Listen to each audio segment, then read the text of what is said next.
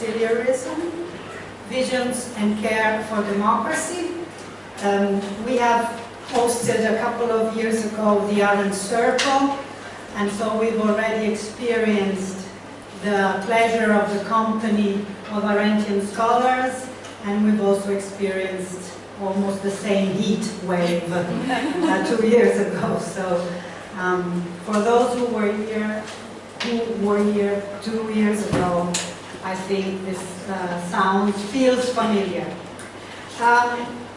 I had prepared some introductory remarks, but I think I will skip that because I want to give space to our guest tonight. Let me just say briefly that this conference is a conference that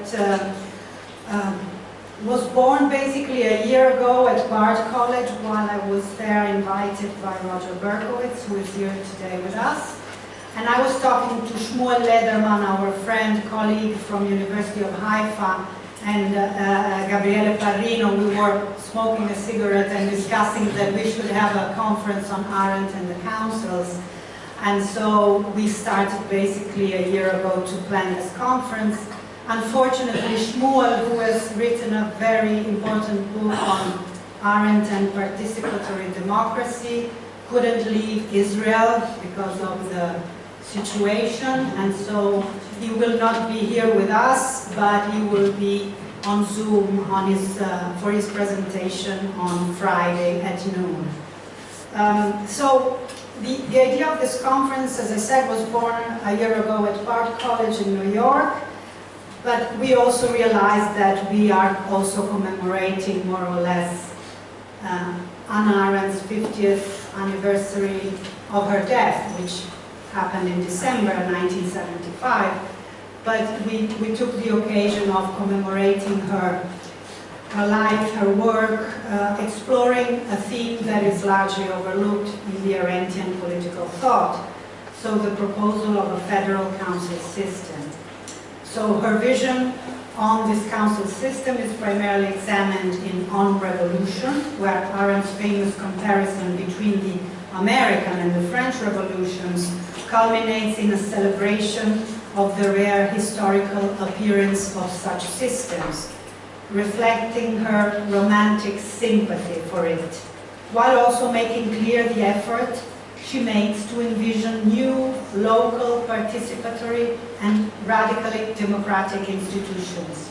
This is what we like to analyze, to address, to tackle today.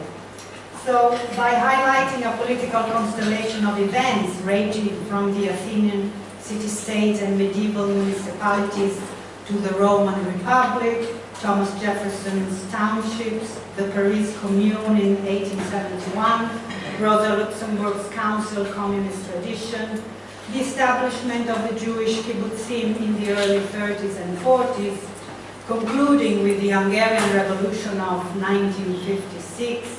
The reason why Arendt presents these historical examples to such an extent can be traced to the desire to advocate for a possible rehabilitation of a participatory and radically active democracy, which would correspond with democracy's nature herself. So while Arendt critiques modern representative politics, the council system works as a counter-argument that envisions a democratic body politic grounded on political equality, plurality, and more importantly, on the civic engagement and shared deliberation of the people in the public sphere.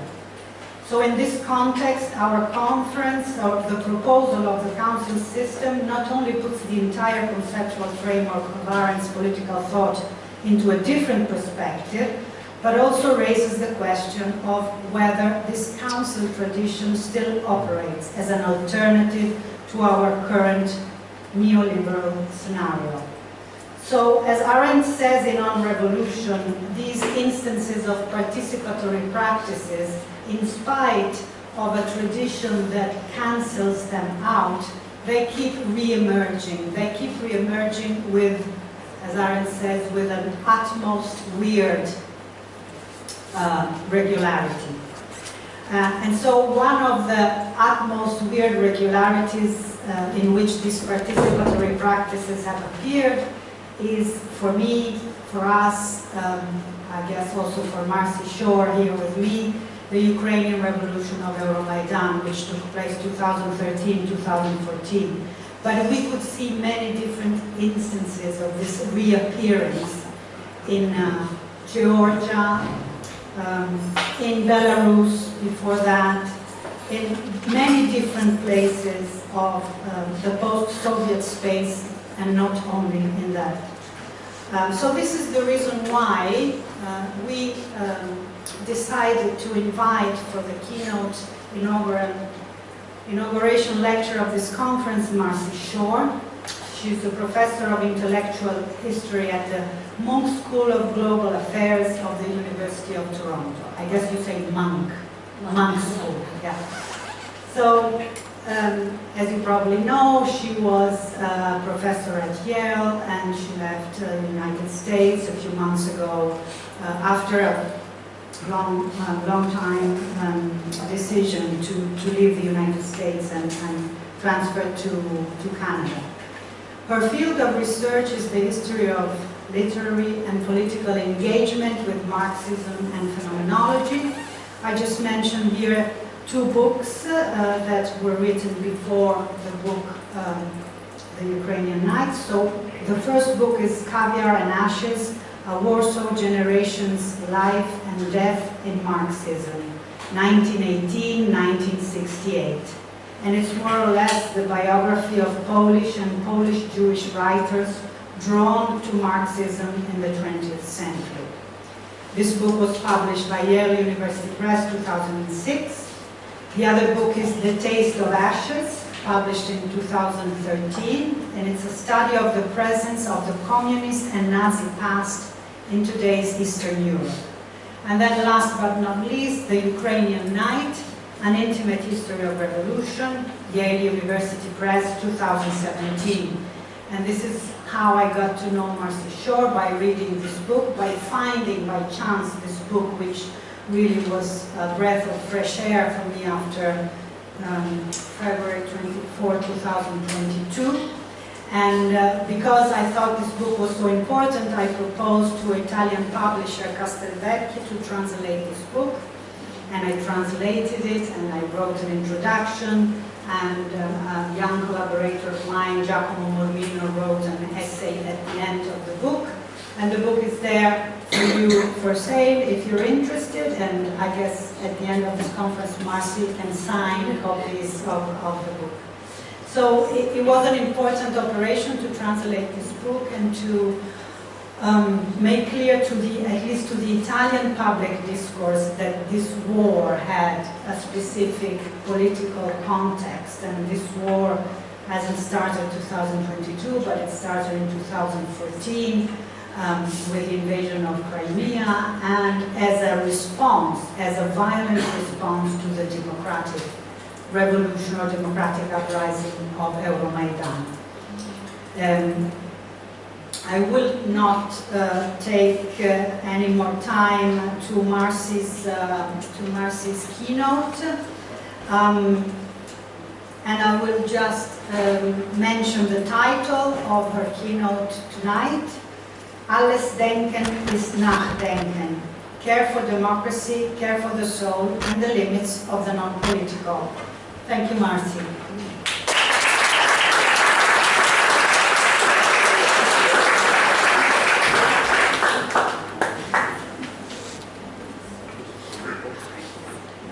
Thank you so much, all of you, for coming on this very hot summer evening, where I'm sure there are other things one could be doing, like sitting by the river and eating ice cream. And thank you so much to Olivia, not only for translating this book, but also for understanding so well what I wanted to say in this book. It's a somewhat quirky book. You know, it's not an academic monograph. You know, it's a book about the experience of revolution, and it's very informed by Arendt, and very informed by thinking I've done my whole adult life. And it was so gratifying to read, even, in translation via DeepL, Olivia's introduction, and to feel like she understood so well what I was trying to express. Because this is an Arendt conference, and I'll talk a bit about the Maidan, and I'm going to talk about Arendt and talk about those things together. It's brought me back to my first encounter with Arendt when I was a 19-year-old at Stanford in 1991. And I still remember the thrill of encountering Arendt for the first time. She's one of my first loves and most long-lasting loves. She's one of the thinkers I've gone back to again and again and again, over all this time, who's been with me. And I've been in dialogue with her. She may be dead, but I still feel like I've been in dialogue with her for a long time. And when I teach Arendt now, I look at my students, especially the first-year students who are about to read Arendt for the first time, and I have this moment of jealousy of that they still have the thrill of this encounter in front of them. And I tell them this story, which I now can't resist opening with. This anecdote about Arendt to get my students excited, and I'm going to tell it because it's also about the book on revolution, which I reread for the first time in years before coming to this conference inspired by Olivia.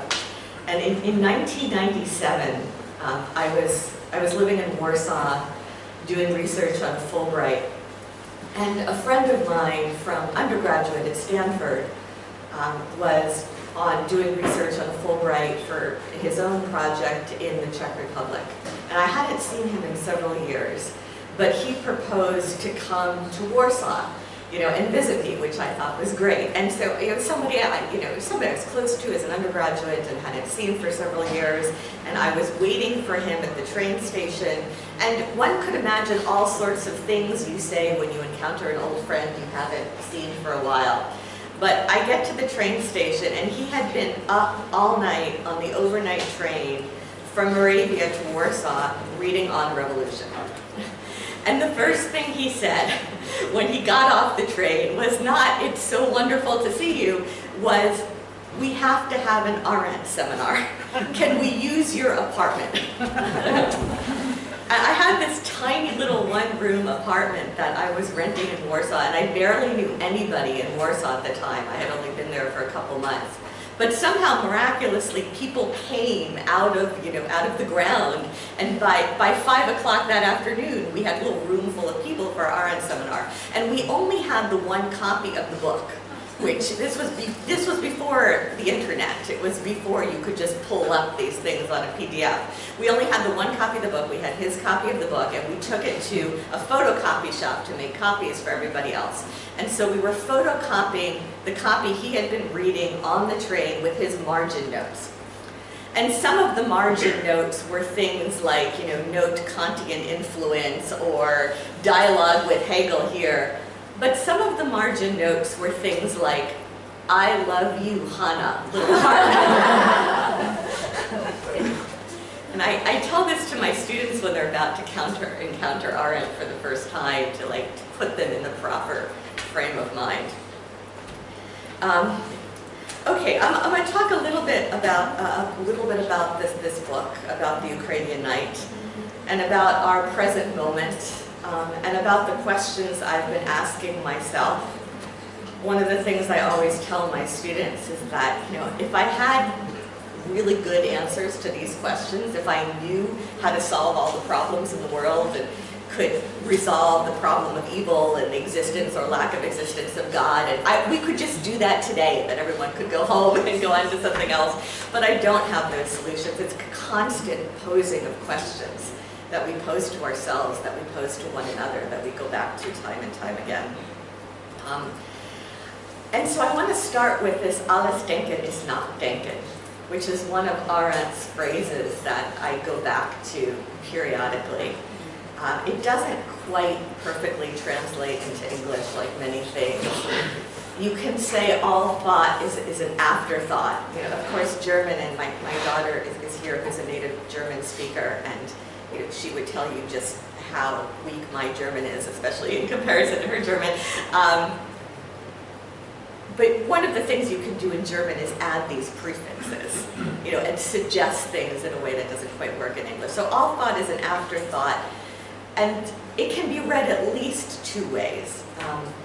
One of which is Hegel's Owl of Minerva. And I think one of the ways in which Arendt is closest to Hegel, is this sense that you can never really know the meaning of an action in real time. That the actor is never the author of his or her own life story. It's only the historian looking back. Because actions not only occasionally, but as a rule, have consequences far in excess of their intent, because of which he calls it, another phrase I love, the boundlessness of human interrelatedness. So this all thought is an afterthought. You can't really know in real time. You can't really know the consequences of what you are doing in real time. But there's a second reading of this that I also go back to, which is the inseparability of thinking as such from experience. And this is something I constantly go back to, in part because I've been immersed for years in phenomenology.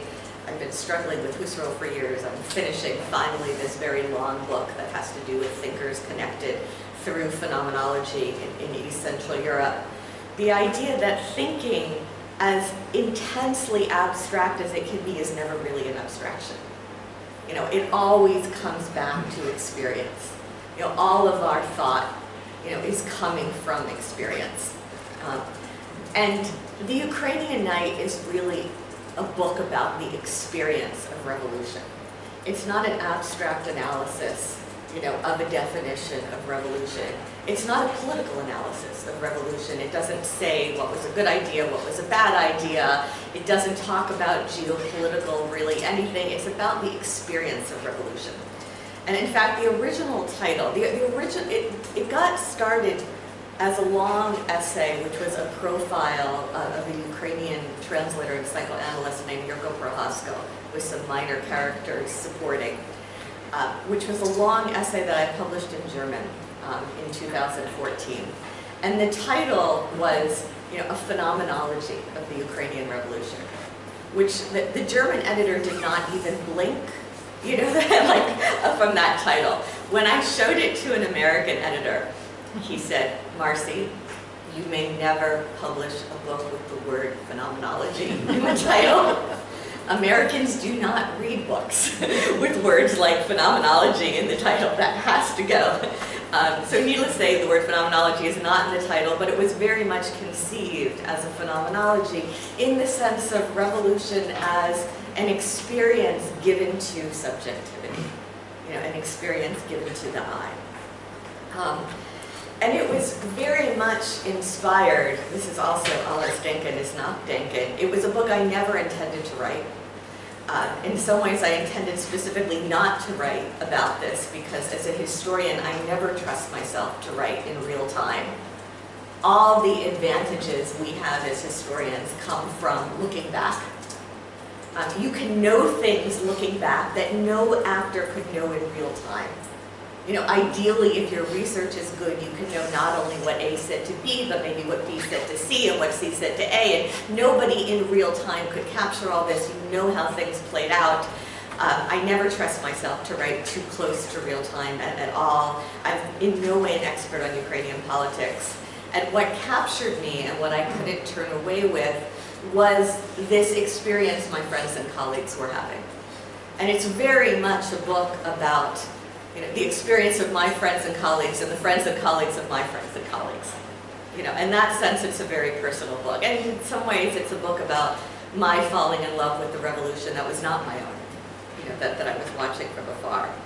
But I understood, and what captivated me watching this play out was that I was watching something that was not just a political transformation, but an existential transformation, really at the level of individual human beings.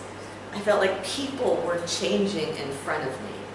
And people I knew personally, and so it shakes you more when it's people you know personally. And in some sense, the world is always divided much more fundamentally than by nation or race or ethnicity or anything else into people you know personally and people you don't know personally. And when you know people, you know what it would take to push them to a place they had never imagined they would be pushed. And to discover in themselves capacities that they never imagined they had. You know, there was a moment when my friend Ola, who is Polish-Ukrainian, who I know from both Warsaw and Ukraine, who was a woman at that time in her 50s, a philologist, you know, who always dresses in perfectly tailored clothing and wears heels and speaks in a beautiful literary version of all of the many languages that she speaks. The last time before the Maidan I had seen her was at a literature conference in Washington. We were having breakfast at some very fancy hotel. And when Ola was writing to me, out there in temperatures way below freezing, and she was crushing bricks and building barricades. And I thought, Ola is not the brick crushing, barricade building type. I mean, she is no more likely to be out there crushing bricks and building barricades than I would be, which is not likely, at all. And I understood, because I knew her, just how far she had to be pushed in order to get to that point where she felt like this is absolutely what I need to be doing at this moment. And that's what shook me into writing the book. And so that the thinking about revolution I do in that book is really a thinking about what revolution means for subjectivity. And in fact, one of the things that I was led to think about in this book was how the word subjectivity in English is in fact more ambiguous than it is in Slavic languages. In both Polish and Ukrainian and Russian, we can clearly distinguish subjectivity in the sense of something that might be subjective, it might be dependent on opinion, it might be relative, with being a subject as opposed to being an object.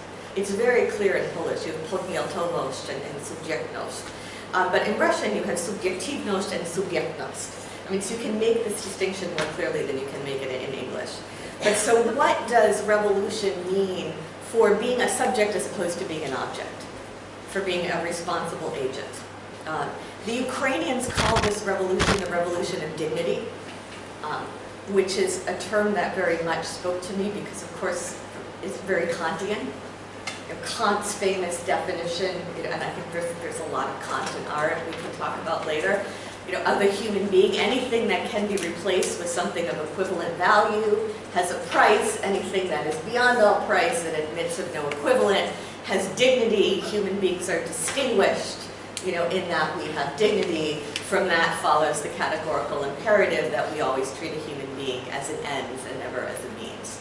And that classical Kantian definition, in some sense, to me, so captured what was at stake on the Maidan. What it meant to be a subject as opposed to be an object.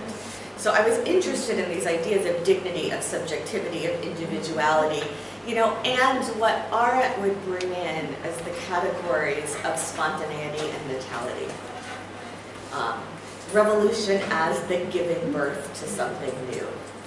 And this idea of natality, which is something I've clung to in the past 8 years, as somehow an antidote, to all the horror and catastrophe and death, is her idea of the remarkable human capacity to set in motion something new, which you could argue is her countering of Heidegger's emphasis of being towards death, with the moment of birth, both literal and as metaphorical. And then this very Kantian concept of spontaneity, the potential to do something new and unexpected, something that had not been predicted or not been planned. When reading this essay about the Hungarian Revolution that Olivia sent me, I thought that was also what so struck her about Hungary in 1956. There were things that were predictable and then things that could not be predicted. And that the idea of spontaneity, unpredictability, natality was for her bound up with human subjectivity and human freedom. And so this aspect of what was at stake on the Maidan particularly captivated me. And so I was looking at 2014 very much from the point of view of being a historian of totalitarianism, being someone who spent a lot of time in the archives thinking about the 1930s and the 40s and the 50s, and then trying to understand post-totalitarianism, trying to understand what happened in Russia in the 1990s, in the 21st century. And that inflected my understanding of the Maidan. I'm sure I would not understand it that way if I had not been so immersed in the 1930s. And now when I'm doing so much talking about my own country, which I had rarely done before 2016, I spent my whole career really trying to explain Eastern Europe to Americans, and now I find myself in this strange position of trying to explain America to Europeans. My perspective is very much inflected from what I understand about the 1930s and what I understand about what happened in post-communist Russia, and what is similar and what is different. One of the things that I had long been preoccupied with in Arendt's Origins of Totalitarianism is her idea of totalitarianism as the destruction of subjectivity. The complete destruction of freedom in a way that previous forms of tyranny had not managed. What was unique? What is she looking at in Nazism and Stalinism that was different from previous forms of tyranny? One of the things she says, and she develops this in Truth and Politics, is that previous political forms of tyranny had invoked lies. But those lies were like a tear in the fabric of reality. And the careful observer could spot the place where reality had been torn and sewn back together. Whereas in totalitarianism in the mid-20th century, you then get a complete reconstruction of reality in such ways to be seamless. And one of the things that this complete reconstruction of reality can do is conveniently eliminate all of that contingency that is the actual condition of empirical reality. And so it can make life much more logical. You can have a story that might be a falsehood, but it's much more internally consistent than real life, because real life is just constantly permeated by the contingent, by the irrational, by things that don't make sense. As a historian, this very much spoke to me, because the condition of real life is constantly permeated, by the arbitrary, by chance encounter, by something that wouldn't have happened if it hadn't rained that day and someone hadn't got home for the umbrella, and by people behaving irrationally, in a way that political science often can't account for, because humans will behave irrationally. In any case, she talks about how authority had always been meant to restrict freedom, but totalitarianism aimed at the complete elimination of freedom, which for her was the complete elimination of spontaneity. And for her, this elimination of spontaneity was the destruction of the self. It was the destruction of subjectivity. And she makes then some very controversial claims, about the fact that by the time the Jews were led to the gas chamber, they were already dead. That the self had been killed, that you can kill subjectivity before physical extermination. And she said, I'll read this paragraph, it is more significant that those individually condemned to death very seldom attempted to take one of their executioners with them. There were scarcely any serious revolts. Even in the moment of liberation, there were very few spontaneous massacres of SS men. For to destroy individuality is to destroy spontaneity, man's power to begin something new out of his own resources, something that cannot be explained on the basis of reactions to environments and events. And she goes on to explain how this destruction of spontaneity renders all men superfluous. And she has this very particular definition then of what it means. What is the creation of superfluous people? Which is different from the Russian concept of superfluous people in the 19th century intelligentsia, which is also interesting but distinct. The idea that people can be rendered superfluous both through statelessness, the kind of the destruction of legal subjectivity, and through atomization and conformity, the destruction of the self. And then she talks about the radicalization of measures to treat people as if they had never existed. and to make them disappear in the literal sense of the word, which again very much speaks to me as a historian of the Soviet experience, because you literally, erase people from photographs. You literally, like, people as if not just that they have been accused and condemned, but as if they never were. They disappear. They're all the famous stories of the Great Soviet Encyclopedia and entries being pasted over with other things because that person never really existed anymore. So this radical evil that she talks about here is the human subject is destroyed, so murder means nothing. It's like the murder of a gnat.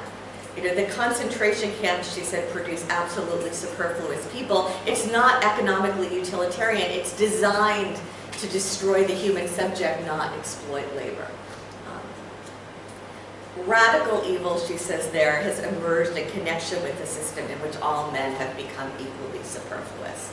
And this destruction of subjectivity and the ways in which it's happening in Russia is something I return to again and again and again. We can talk about this later. Like, what is the source of what the writer Volodymyr Raphaenko calls the anthropological catastrophe that is Russia? It is clearly a crisis of subjectivity. And my two brilliant philosopher friends in Kiev, Volodymyr Yermolenko and Tatiana Ogarkova, wrote a wonderful essay called Crime Without Punishment and Punishment Without Crime. And they say that there are two categories of people in Russia. There are these Übermenschen, people who are untouchable, who can commit any egregious, horrific crime, and no one will ever be held accountable. They are beyond all accountability. And then the masses of people who are infinitely vulnerable and can at any moment be done away with for no reason at all. Under this notion of the arbitrariness, this word they have in Russian, proizvol, an arbitrariness that is always already tinged with tyranny, with potential terror. It is a way in which you atomize people. And the interesting thing, about these two categories of people, the people who are infinitely vulnerable and the people who have no accountability, is that in neither case do you have a responsible subject. In neither case do you have a subject taking responsibility for any action. That speaks to these kind of two sides of the crisis of subjectivity in Russia. In any case, if the question in some sense in this book is that if the death of spontaneity is the destruction of the individual, does that mean that the rediscovery of spontaneity is the birth of the individual? And the Maidan was about this rediscovery of spontaneity. And one of the key words, and a word that does translate, was self-organization. This potential for self-organization that had not been necessarily previously known, but had clearly been brewing latently, didn't come from nowhere, but exploded, at a certain point. So is the rediscovery of spontaneity the birth of the individual, this element of the unexpected in the revolution? On November 21st, 2013, when it was mostly students, mostly young people, who go out to the Maidan to protest Ukrainian then President Yanukovych's declining at the 11th hour to sign this association agreement with the European Union. The association agreement with the European Union was something that was of enormous importance to a very particular demographic. If you were young, if you were upwardly mobile, if you were thinking about starting university, if you knew people abroad, whether or not Europe would be open to you meant everything. If you were 15 or 20 or 25, if you were already retired, and didn't have language skills and weren't thinking of going anywhere anyway, it was less important. So for the students, the stakes were enormous. Were they going to be able to go on Erasmus exchanges? Were they going to get a chance to learn foreign languages? Could they do internships abroad? Was the world going to be open to them or not? They were the ones who went out on the square. Nobody was thinking then, we're going to die here. It was more of a kind of carnival, like, they held hands, they sang, they played music. The slogan was, Ukraine is Europe.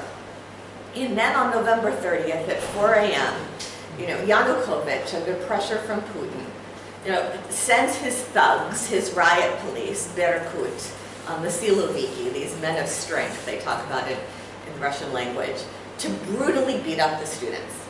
And it seems to me that the wager was the parents are going to freak out and they're going to pull their kids off the streets, because that kind of large-scale violence had not previously been used by the government against the whole population. And that was when something totally unexpected happened. Because suddenly, 24, 36 hours later, you went from having several hundred, maybe 2,000 people on the square in the center of Kiev to having over 500,000 people in the center of Kiev. No one had ever seen that many people on the streets of Kiev. Because instead of the parents pulling the kids off the streets, the parents join them there. And then they're not just shouting, Ukraine is Europe. Then the slogan is, we will not permit you to beat our children. And that was an explosion that nobody had expected. And once it was there, it was transformative. And people were out there screaming, we will not permit you to beat our children, even who didn't have children themselves. And suddenly you had generations going together to the Maidan. And it turned into something much bigger than anyone could have imagined. The violence and the repression increased throughout the winter. By the second half of January, and I was just watching this stream from Vienna, I wasn't even there, but you could still feel it almost palpably, that something had turned and a critical mass of people had decided that they were willing to die there if need be. And that was not true in November, and it was true by the end of January. You had a critical mass of people that had been radically transformed. And that was simply an extraordinary thing to watch. And so what I wanted to get at, and what Olivia understood so well, is the way in which for Arendt, freedom and subjectivity are bound up with natality and spontaneity, which was at the very center of that story about the revolution. That freedom has to embrace the unexpected, the way that empirical truth has to embrace the contingent. Arendt says the vulnerability that empirical truth will always have to political lies is its original contingency. There is no law of physics that said that Germany had to invade Belgium in 1914. You can always imagine a world in which that's very unlikely to have happened. And empirical truth always bears the vulnerability of its original contingency. That's its vulnerability and its freedom. And it's the impossibility of knowing what's going to come out of it all. Natality, this capacity to set something new in motion, despite the fact that you can never possibly know what's going to come out of it all, is for her the miracle that saves the world, that can potentially save the world. And this is what I saw in the Maidan, and this is what I wanted to capture. So the Maidan for me was it was a moment of extraordinary hope. It's a moment I've clung to since then, this revolution that was not my own. And it was a revolution, it was a revelation of the human capacity for courage, for generosity, for solidarity, for things people didn't necessarily expect from themselves, until that moment. And you need a critical mass of people crossing to the other side of fear at the same time. It's a miracle that ever happens. But once in a while it does. And the revelation of that capacity is extraordinarily inspiring. So this book was an exploration of the experience of revolution, where it comes from, how it feels, what it means. Arendt describes this as the lost treasure, of revolution. Something that is beyond victory or defeat. And I was often criticized for calling the Maidan a revolution, saying, but there's been so many defeats. And I kept going back to Arendt. There's a treasure of revolution that is beyond victory or defeat, that is inherent in this experience. This experience of creating what she says, that public space between people where freedom can appear. At every meal that we eat together, she writes, freedom is she's quoting somebody here, freedom is invited to sit down. The chair remains vacant, but the place is set. That possibility for freedom to appear before people. And so Ukrainian Night was a thinking about revolution together with my Ukrainian friends.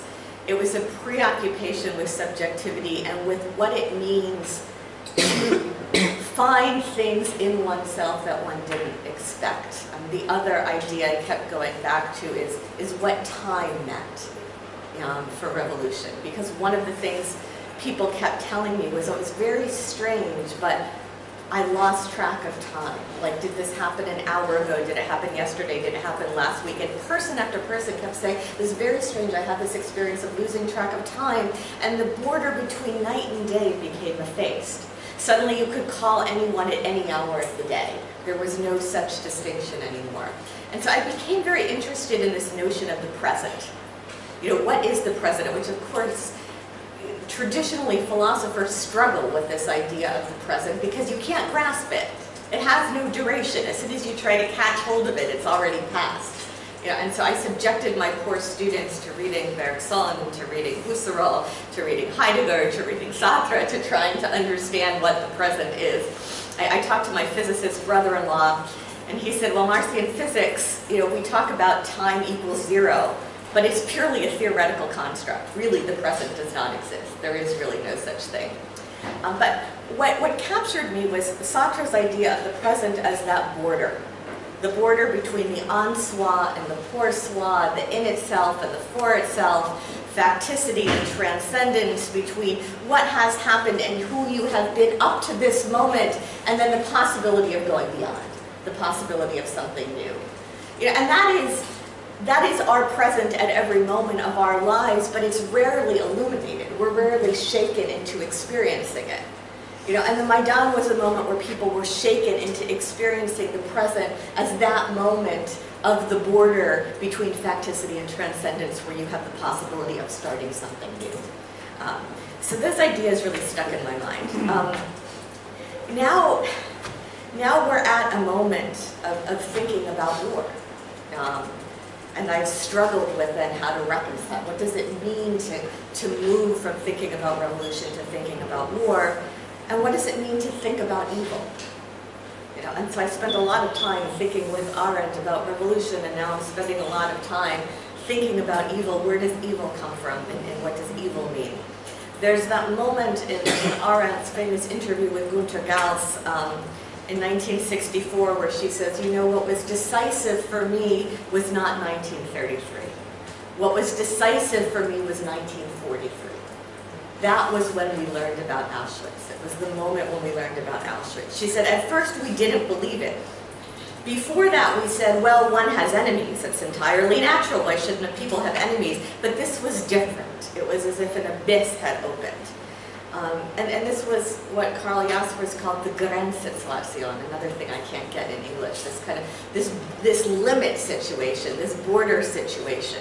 You know, where all of our reason and concepts break down, where we're pushed to some point of extremity, and that, for Jaspers, is what pushes us to philosophy. It's precisely that border of what we can understand. So now the question for me has been, how do we think human freedom, human spontaneity, and human evil together? And I'll just talk about that for a few minutes now. In early April 2022, the Ukrainian journalist Natalia Gumanjuk, who, if you haven't followed her, you should all follow her. She is really one of the great women of the 21st century.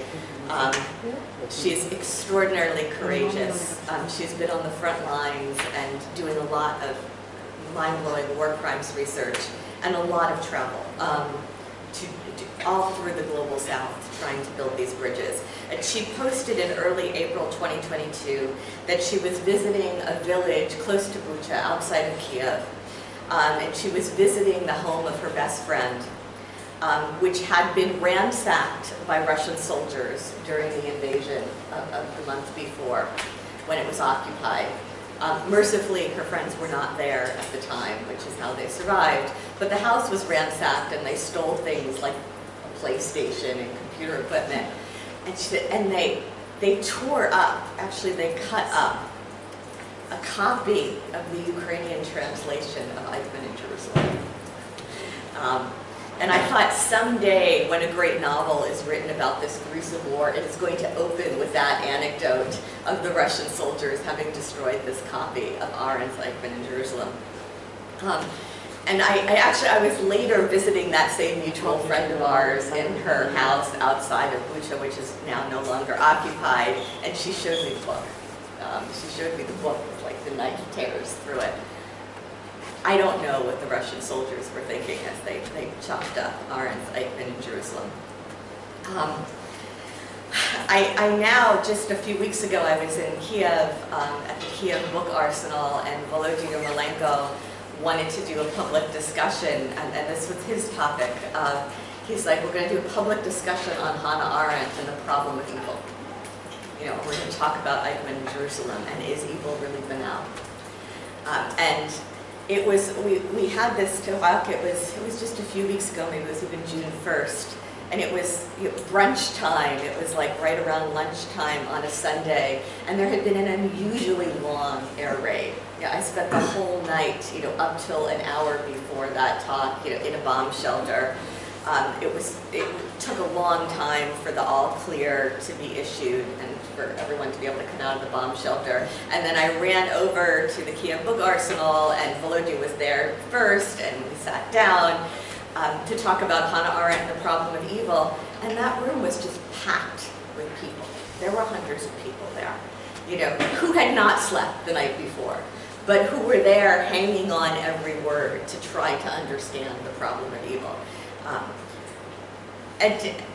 Which is one of the reasons why Kiev is so extraordinarily compelling, at the moment, because there's a sense of, it's not an abstract theoretical question.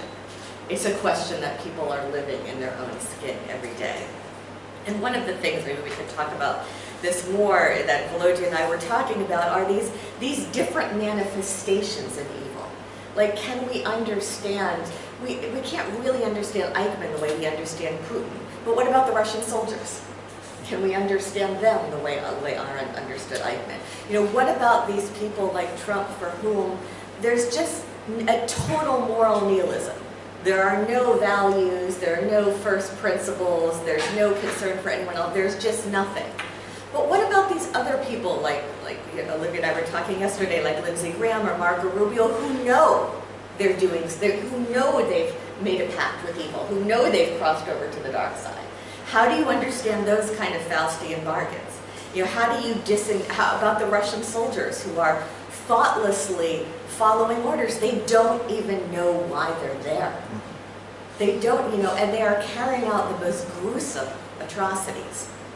They are tying people to boards and electrocuting them. They're raping women prisoners and children. I mean, they're doing things that, why? How do we understand why they're doing what they're doing? How do we understand why they're burying children, under rubble day after day after day? How do we disentangle the apathy from the narcissism, from the conformity, from the opportunism, from the thoughtlessness, from the sadism? I've now become very interested in the problem of sadism.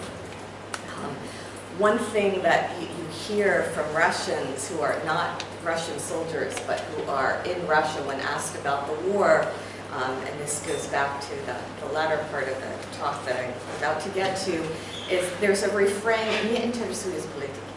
I'm not interested in politics. I stay out of politics. I'm not interested in politics. In some ways, I'm not very interested in politics either. Like, I would prefer to stay in the realm of literature and philosophy, but there are moments when does the political realm become a moral realm?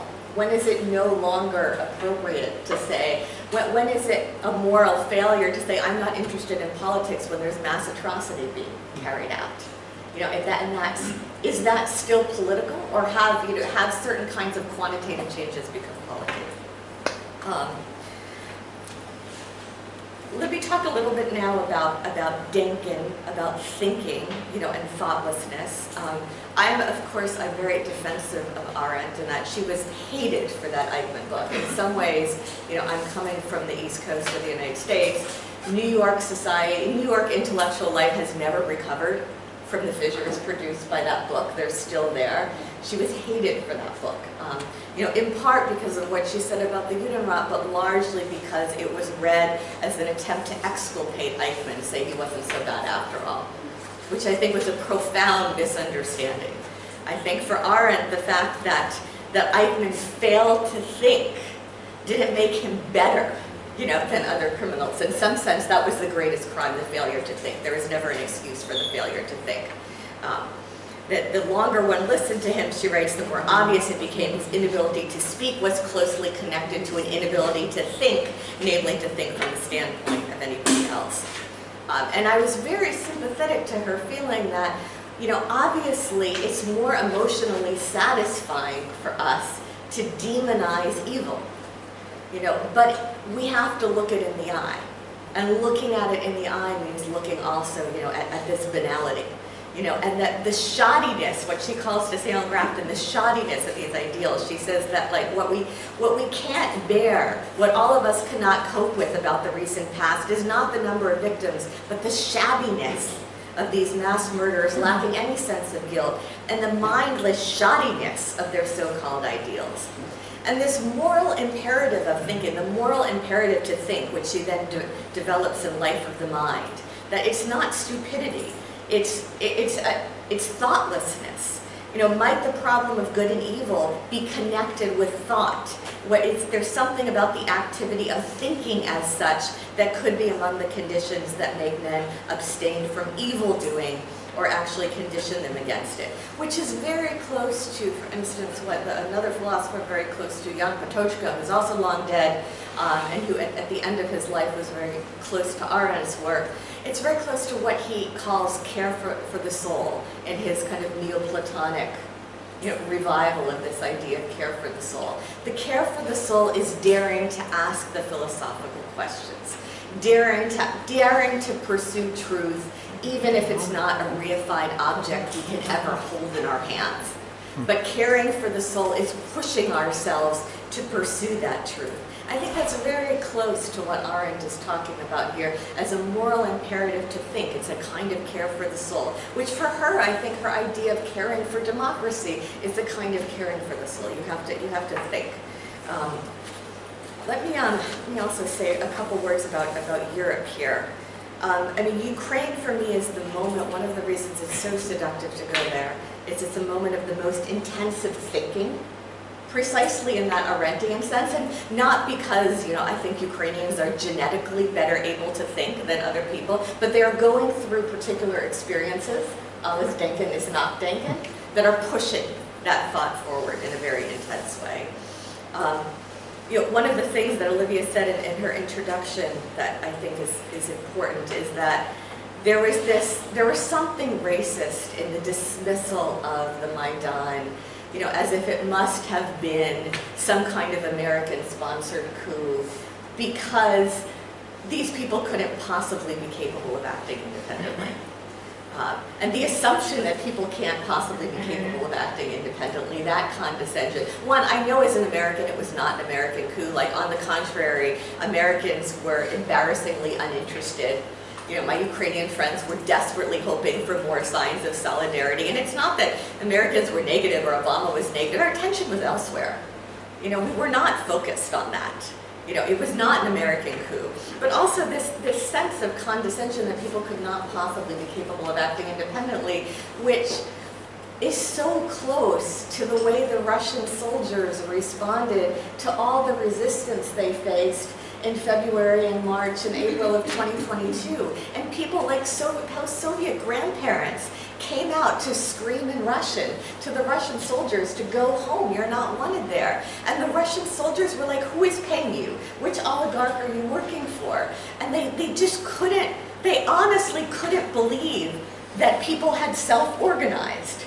You know, that people had spontaneously come out to resist because they did not want to be occupied. The assumption was anyone engaging in any kind of engagement must be paid by someone. There must be some puppeteer pulling the strings.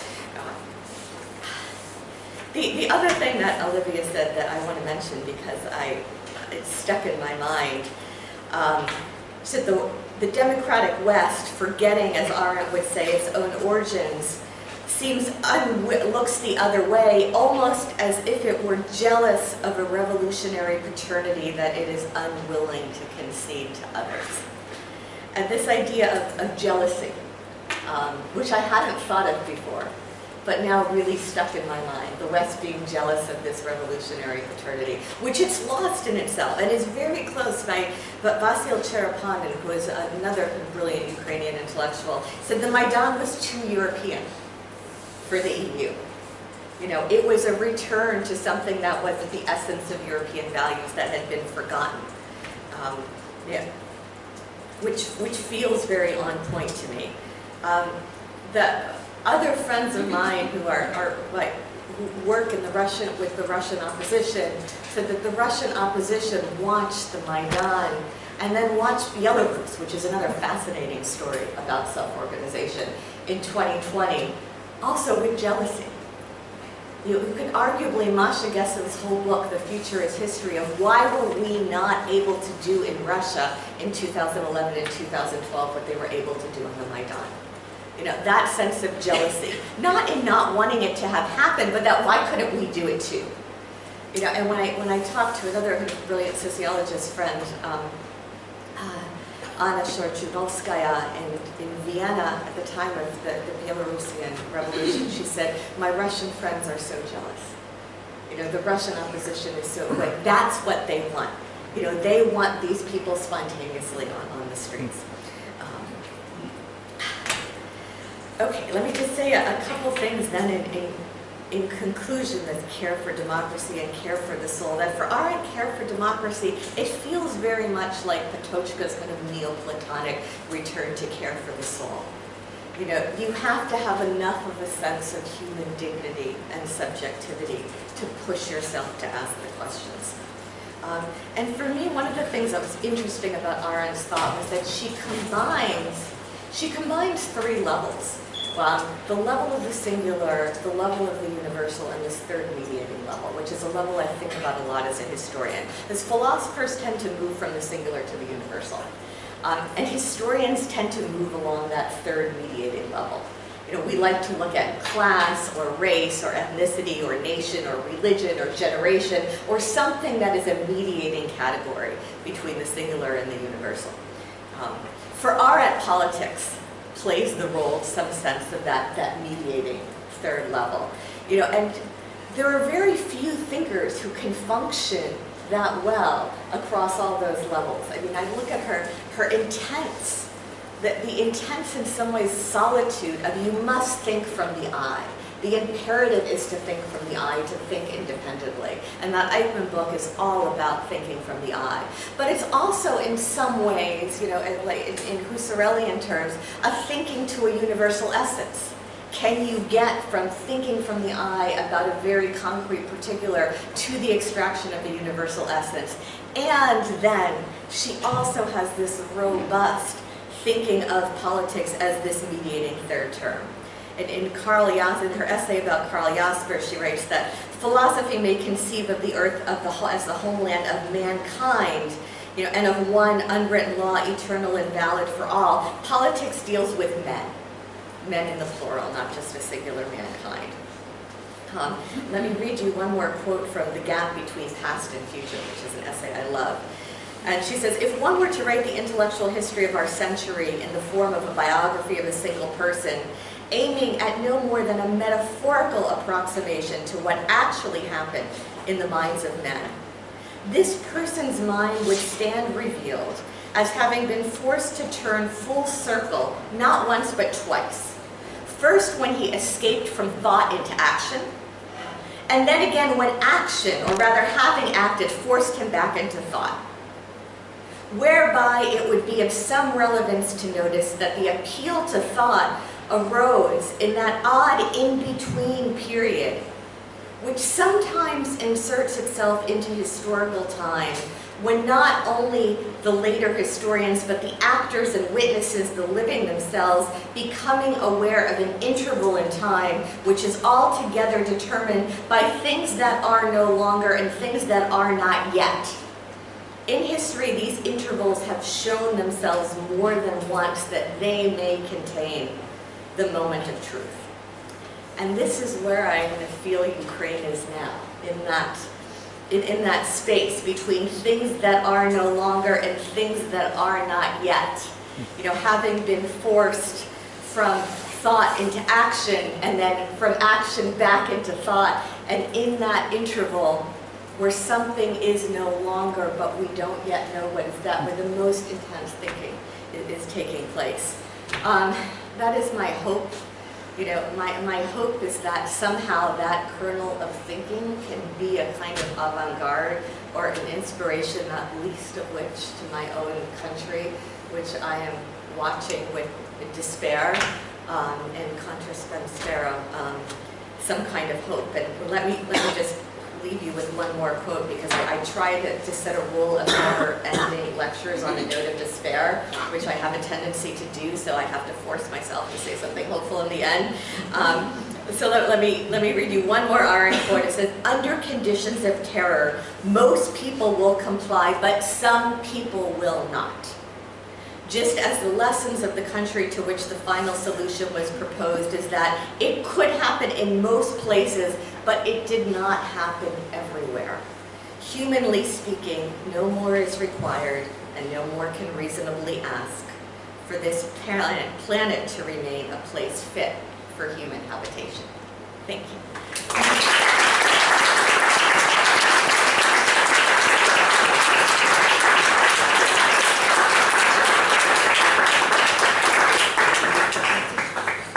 Thank you very much, Marci, for this wonderful talk, for the many things that you said and you reflected upon, not only from your book, but also regarding the present situation. I think that one of the most interesting things that you said was this idea of the spontaneity and a rediscovery of spontaneity. So the crisis of the subjectivity, as you explained in Russia, this idea of arbitrariness, of произвол, which is very present in your book, and exactly the opposite. So the experience of the revolution as a discovery of one's own subjectivity, and it's all rooted in a spontaneity, which is it's interesting. I mean, the way you put it is this spontaneity is something that it's just there. It's given. It can be activated or not. And I think this is very, at least for me, politically and philosophically very interesting. But okay, just to leave the floor for questions, we have maybe 20 minutes altogether before we move to our reception, that will be at 7, if the people will remain. But please, for those who want to ask questions, the floor is open, and we have a microphone, a moving microphone.